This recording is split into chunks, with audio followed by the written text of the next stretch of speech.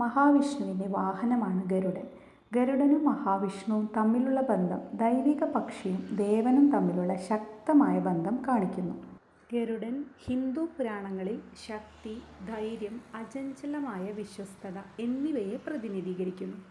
മഹാഭാരതത്തിലുടനീളം ഗരുഡൻ തീവ്രമായ അക്രമാസക്തമായ ശക്തിയുടെയും വേഗതയുടെയും ആയോധന വീര്യത്തിൻ്റെയും പ്രതീകമായി വിളിക്കപ്പെടുന്നു.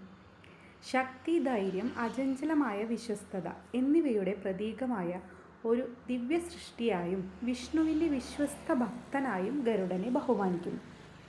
കാര്യസാധ്യത്തിന് ജപിക്കാവുന്ന ഗരുഡമന്ത്രം: ഓം കുങ്കുമാങ്കിത വർണ്ണായ കുന്ദേന്ദു ധവളായ ച വിഷ്ണുവാഹന നമസ്തുഭ്യാം ശ്രീ പക്ഷിരാജായതേ നമഃ സ്വാഹ.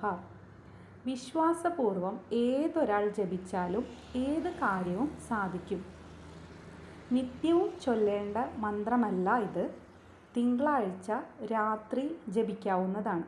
കിഴക്കോട്ട് തിരിഞ്ഞിരുന്ന് ജപിക്കുന്നതാണ് ഉത്തമം.